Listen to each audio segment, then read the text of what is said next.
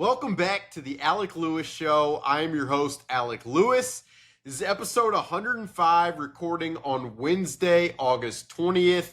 Emergency podcast. We don't do a ton of these. All seriousness, I was planning to do one regardless this evening, and then I started to get some text that Harrison Phillips, first, that there was maybe a trade. And then you're trying to figure out, okay, who's being traded? And then you try to figure out where that player's being traded to and what the return is and what that means. And so that has led us to a podcast that we will begin talking about Harrison Phillips. There's a couple other things I want to get into throughout the podcast, and some of them are just tangential and avenues and runways directly off of this deal that's occurring on Wednesday afternoon. So we'll get into all of that here quickly on the Alec Lewis Show. If you've missed it, been locked and loaded at The Athletic.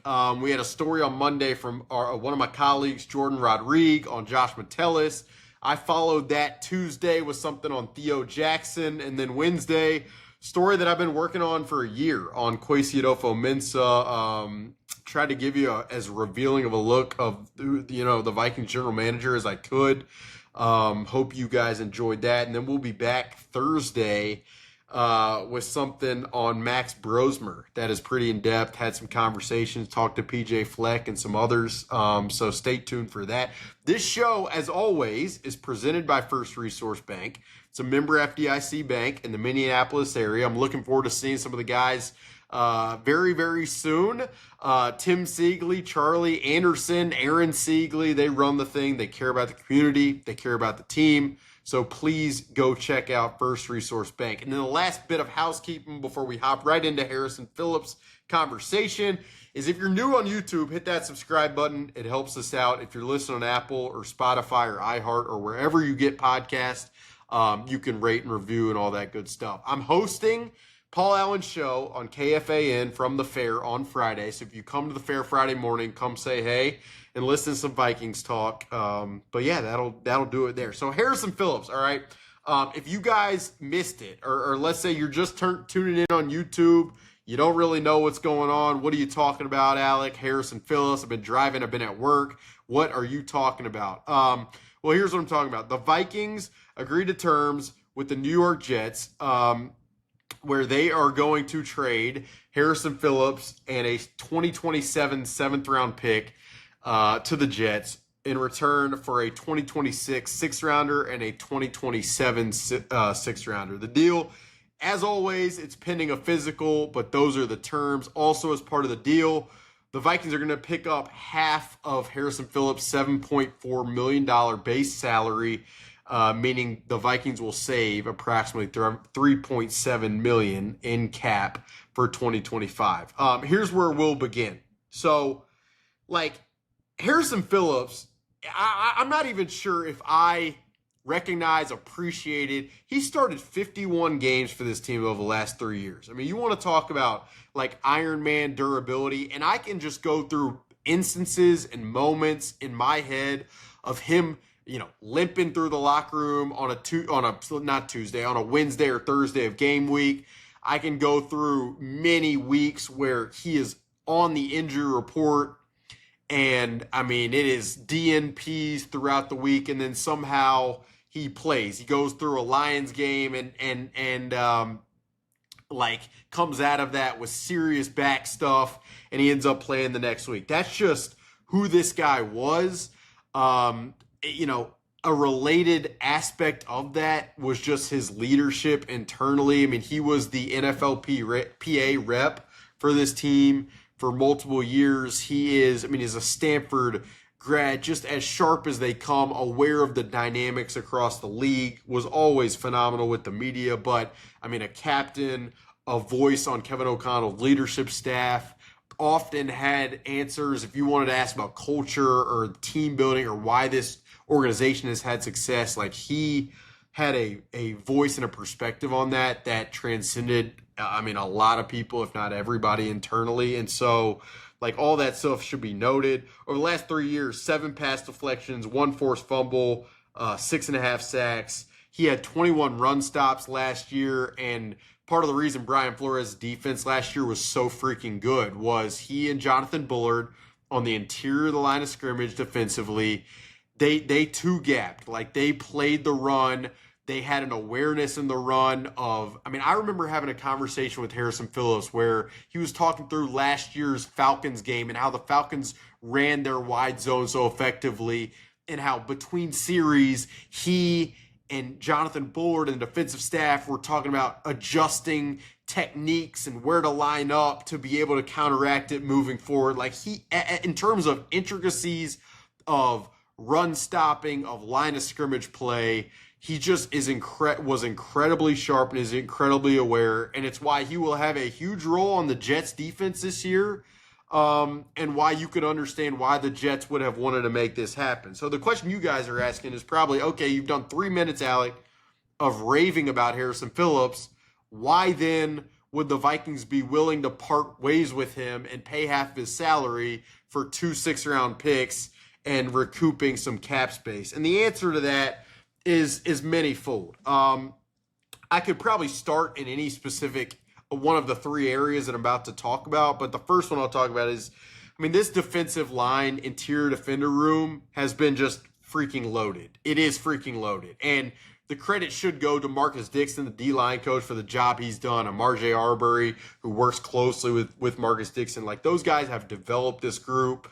But the Vikings obviously wanted to enhance the interior pass rush part of this group. And so it's why they paid for Jonathan Allen, and it's why they paid for Javon Hargrave this spring. When those two happen, yes, there was the possibility that Harrison Phillips would align in the interior as a kind of a nose tackle between those two. And that, I mean, that was kind of the vision at that point. But then what happened is the Vikings drafted Tyrion Ingram-Dawkins, who can play in the interior, who can play as an edge defender, and who can rush the passer and has really come on. You have Jalen Redmond, who played really, really well last year in his brief spurts. Obviously came kind of out of nowhere, was an undrafted guy, bounced around with the Panthers practice squad. Then he goes to the UFL. Then Ryan Grigson brings his name to Brian Flores, and they eventually signed Jalen Redmond, and he's done nothing but improve since he walked in the door.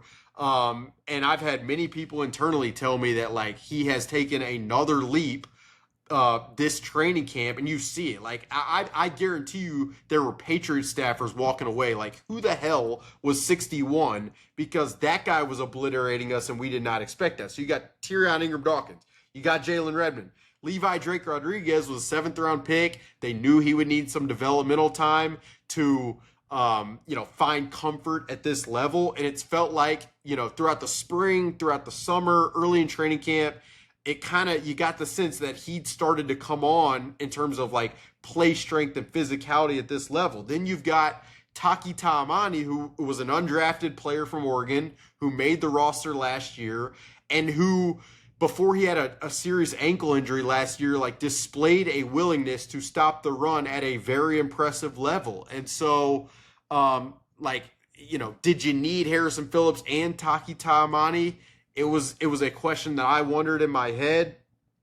And then behind those 1, 2, 3, 4, 5, 6, you've got this undrafted player this year from Morgan State, Elijah Williams. Eli is what they call him.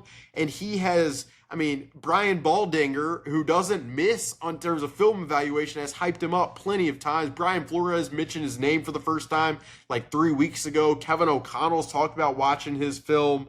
So you got really 7 guys who are worthy of a roster spot at bare minimum. And this is not even talking about the other aspects of the roster, kind of, where it'd be nice to maybe steal a number or two at a certain position. So that's one facet to why this team would be okay parting with Harrison Phillips. The other, other 2 elements have to do with the draft capital and the cap space recruit. I'll start with the draft capital. Like, this Vikings team does not want to find itself in a situation for the 2026 draft like it was in 2025. They believe strongly that for this thing to work moving forward from a long-term, like, team building process, you're going to have to replenish this roster with young players that you draft with upside, who don't come at a premium cost. Like when JJ McCarthy's contract is what it is right now, you can pay free agents and feel okay about that. But the longer this goes and the more success that JJ McCarthy has, the more expensive he's obviously going to be, which means you're going to need to pull monetarily from somewhere, and the hope would be that you draft players. So they're not going to want to part with 4 picks for X receiver, X cornerback. They want to have a bounty of picks for the 2026 draft. And so by recouping 2 6-rounders, one for 26 and one for 27, you're even further supplementing kind of your cupboard of draft capital if you do want to go make a trade, whether that's right now for a receiver depth or a punt returner or what have you, or whether that's in the future. Let's say around the trade deadline when you need picks to trade. So that's the second layer of it. You got the amount of players in the defensive line room have really come on. You've got the draft capital that you can return and retain right now to be able to use at your disposal. And then there's the cap space. Like the Vikings have structured their cap space where they want to have enough to use if they need to use it this year because of the commitment for this year, but they also like the idea of rolling it over to help next year and to manage the cap that way. So to recoup $3.7 million in cap space just allows you more buffer to, yes, you can make a move now and you'll still have enough to roll over for next year. So that's really like the 3-pronged way to look at it. And it's, again, like it's tough because Harrison Phillips, I mean, he's been incredible for this community. Again, as a media member, I can't thank him enough for the amount of time he spent explaining, the most intricate defensive things that I could barely understand. Like, I mean, we talked a lot about movement on the front and stemming the front and why, they're able to align in certain techniques and the smarts that entails. Like that, you don't just find guys who have like the aptitude for that. But it's one of those risk reward things. And internally they weighed the potential benefits of the cap space, of the draft capital, of the potential to keep 1 or 2 young players in that room that continue to develop and have upside. And so that's really like the Harrison Phillips conversation. That's how I know to sum it up in a 10-minute kind of brief stint and sequence. And so now we'll see, like, do they use the cap space for a receiver? I'm about to talk about the receiver position and depth. Do they use do they use some of the cap space on a cornerback? Do they use the draft capital as a pick swap in a trade to where now they retain the amount of draft capital they plan for 2026? All of that stuff, again, that's the balance of this deal. And I fully expect Harrison Phillips to go to the New York Jets and to really help Aaron Glenn's defense. Like, it's not much of a surprise. And the smarts that he has to be able to bring Aaron Glenn some of what the Vikings have done, like I wouldn't be shocked at that as well. But that's the summary, kind of the takeaway, the most intricate way I know to explain this move. Hopefully that provides some perspective for you guys. All right, there's 4 more things I want to hit here pretty briefly. The first is the receiver depth. So you guys know Jordan Addison is going to be suspended for the first 3 games. That was planned for. That was expected. What was not planned for was Justin Jefferson, kind of the slow ramp up to week 1. Now, I fully expect him to be ready and ready to rock week 1. He's been out on the practice field last couple days, not really taken a part of full team drills, but it's fine. He's got, let's just think about it, half a week, another week. And then, 2.5 weeks essentially lead up until the first game. So don't have any worry about Justin Jefferson. But the Vikings expected to have Jalen Naylor, who filled in early last year once Jordan Addison went down with the ankle injury after the week 1 game against the New York Giants. And Jalen Naylor last week in joint practice against the Patriots, he jammed his left hand, was not on the sidelines on Saturday for the second preseason game, and then has not been out on the practice field, or was not during training camp availability this week. Expect that hand to be pretty whatever word you want to use, sore, bruised. I also expect him to miss some time here. Now, does that mean 2.5 weeks and then he's ready for week one? I don't have the intel to be able to say he would miss week one or he's not going to miss week one. I also, from what Kevin O'Connell has said publicly, don't expect it to be a major long-term thing, but to be able, now you look at that receiver room, and today at training camp, Ty Felton, the rookie receiver, he had a little bit of an injury. I think he's going to be fine, but Ty Felton might go out. He was out at he was out at the training camp practice today, and so the three receivers without Jordan Addison.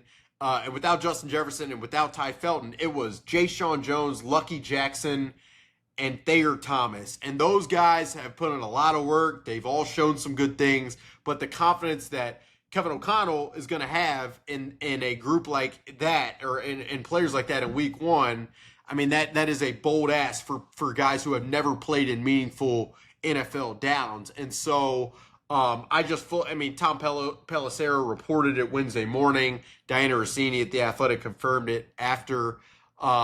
But I fully expect the Vikings to be in the wide receiver market. Now, you guys are probably like, well, who are names? What makes sense? And is Adam Thielen a part of it? And what about KJ Osborne? And who else? And I would say that I don't have specific names right now, nor do I think the Vikings are pigeonholing themselves into one or two names. I would say the criteria that I would think about, that I would look at, is a player who has some familiarity with what this system is going to ask of you, whether that's you were in San Francisco, whether that's you were in Los Angeles, whether that's you've played in a rhythm and it doesn't even have to be those two. Like, let's say you played in a rhythm and timing based system and you have the smarts and the sharps to be able to pick this thing up quickly. If that's a skill set that's possible, I would not be surprised if that type of player would be a target. Now, Adam Thielen and KJ Osborne. First, would the Panthers part with Adam Thielen? Like, that'd be a question. Would the Vikings want to pay the amount of money that it might take to add Adam Thielen? Like, those are the questions. And then do the Vikings feel like he is dynamic enough for what they're seeking early on alongside Justin Jefferson? Like, that's the three-pronged questions there. With KJ Osborne, and we saw in his last year here, there were a bunch of drops that year, but he did know the system and all the positions really well. He is a willing blocker in the run blocking phase. Are the Commanders going to be willing to part with him? Their receiver situation is a question mark. Obviously, Terry McLaurin is dealing with his own contract situation. So of those two guys, that's the situation. The free agent class of Gabe Davis, of Odell Beckham, of Tyler Boyd, those guys have varying levels of experience with similar systems. They're also going to have varying amounts of, asks monetarily of what they want from the Vikings. And then the other aspect that I would mention and note is there are a lot of teams right now sifting in this market. Like the 49ers, they need receivers. Demarcus Robinson suspended for the first 3 weeks for them. The Pittsburgh Steelers, they need receivers as well. And so there are a bunch of others, even within similar systems, who are kind of seeking, lurking, monitoring the market that the Vikings are as well. So, we'll see what happens. But I would say this, I'd be pretty freaking surprised if the Vikings did not add a receiver, knowing just the depth situation. The question that I would really ask would be, is it just going to be one, or are they going to, be willing to seek two with the potential that one of them has a punt returning skill set? That wouldn't really surprise me at all, because I'll segue right into, one of the extra 4 points I wanted to make has to do with punt returner. Miles Price had a great, undrafted player from Indiana, has had an up and down training camp, had a great day Saturday in the return phase. And then today, speaking Wednesday, August 20th, he drops another return. And so, like, how much confidence can you really have in a guy who's really punt return only, kick return only? How much confidence can you really have when the bullets are flying in a guy like that who has, like last week, there was similarly, there was a drop on a return. So I've banged the drum going back to the spring on this team paying more attention to the punt return, punter, kick return aspects of the team, special teams. Like I've heard people say, like, they toss out Matt Daniels' name and criticism for that unit, but in my opinion, just the personnel has not risen to a level that you can expect incredible production from the special teams unit. And so, this team, they've believed that Ty Felton, the rookie receiver, who never did much returning at all in college at Maryland, could be a kick returner. And I understand, like, he has the size and speed in what is a physical play to maybe make the kick return situation work. But he's also, he's dropped a lot of passes as a receiver. So what's it going to be like under the lights in Chicago at Soldier Field with all of the pressure? How much faith can you really have in him to come through? And if it were me, like, I wouldn't have much faith. And I also think the kick return play this year is going to be a critical play that affects the margins of some of these games. And so you just would hope over the next week or what have you that the Vikings get creative in these respects. Punt returner, kick returner, even punter. I mean, look, I'm not saying that they're going to go acquire a punter. They have Oscar Chapman. They have Ryan Wright. But neither of those two guys are going to trot back there and inspire fear in the opposing special teams coordinator. It's just the reality. And so we'll see how things go. But, like, special teams for me is a question mark because of the personnel right now. And I would be, I don't know if it's like, I just wouldn't be doing a good enough job if I didn't point it out, because it's been something that's been on my mind going back to the spring. Like, this team over the last 3 years has the lowest punt return average in the NFL. Last year, they had the lowest punt return average at 6.9 yards. And, like, the bar has been just don't muff the punt. But it really would be nice if you could generate 15 yards to give the offense even more of a boost, not to mention even the momentum in that respect. So that's a lot of special teams talk. It's going to be, in my opinion, like, if they don't supplement the group that they have right now over the next 2.5 weeks, it's going to be something we'll probably revisit throughout the season. The only other two talkers, subjects I wanted to kick around. The first is cornerback. So,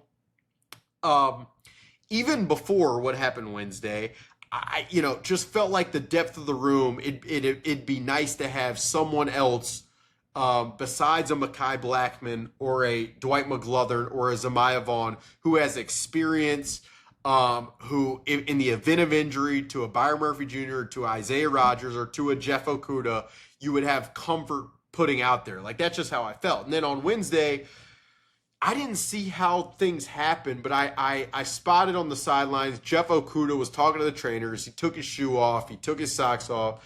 They were looking at his leg. He ended up walking into the training room, looked a little frustrated. I haven't gotten word on whether it's serious or whether it's not. If it is serious, then the cornerback spot becomes another one where that cap space and draft capital might be necessary. And if it's not serious, I still believe if they can find someone who's cut on the waiver wire, or if even there's a trade possibility of free agent, like, that is a spot that I'd be eyeing and that I am eyeing over the next week. And then the last one that I wanted to just kick around is backup quarterback. Like, I still don't have a great feel for what's going to happen there. Can the Vikings find someone more reliable to be the number 2 than Sam Howell? Just not sure if that type of option is going to present itself. Maybe the Vikings feel like Sam Howell is a gamer and it can just work in their infrastructure if that situation presents itself. I don't know how much confidence I'd have in that. And then Max Brosmer as the number 2, like, that's been a lot of people have asked that. If they were to do it, to me, it wouldn't be the craziest thing in the world. I say this without any intel, by the way. So if that gets accurate, that's just my opinion. But I will say, like, that does feel like a pretty bold move for a guy who was an undrafted rookie, who mentally I think is very, very sharp, and you'll see that in my story at The Athletic for Thursday. Like, I mean, that's his separator, that's his skill set. But like, those four position groups are worth eyeing over the next week, and that I will be talking to people about, texting people about, kicking it around on calls about, talking to people across the league, the receiver depth, the cornerback depth, special teams in general, punt returner, kick returner, punter, and then backup quarterback. And I expect Max Brosmer to get a lot of time on Friday night in Tennessee and Nashville. I'm not going to be there, but I will be glued. And we'll see, like, with the circumstances around him, probably playing with the twos and threes, a lot of the receivers are going to be trying to make their lasting impression. Like, it's going to be interesting to watch Max in that setting. But that's really kind of a quick hitter podcast for you. I'm going to be back this weekend at some point, probably with the final roster projection / any other tidbits that surface. If there's any other trades, if they acquire any receiver, maybe we'll hop in with another emergency. Like, I am locked the heck in over the next week. And I expect full, to be on at all times. And that's the part of the job that you got to love this time of year. If you missed it, like I've said, stories at The Athletic all week. The Wednesday one with Kwesi Adofo-Mensah is something that I put a lot of time into. So if you haven't seen it, I'd highly recommend going to check that out. Something on Max Brosmer Thursday that I'm proud of as well. The show is presented by First Resource Bank. That is a member FDIC bank in the Minneapolis area. And then we're going to have a lot of announcements and stuff coming in the next few weeks. Got some, I have a lot of stuff cooking behind the scenes that I'm pumped about. But thank you guys for being here. If you're here on YouTube, hit that subscribe button. If you're listening on Apple, Spotify, rate and review, all that good stuff. But we will talk to you guys very, very soon. That'll do it for episode 105 of The Alec Lewis Show.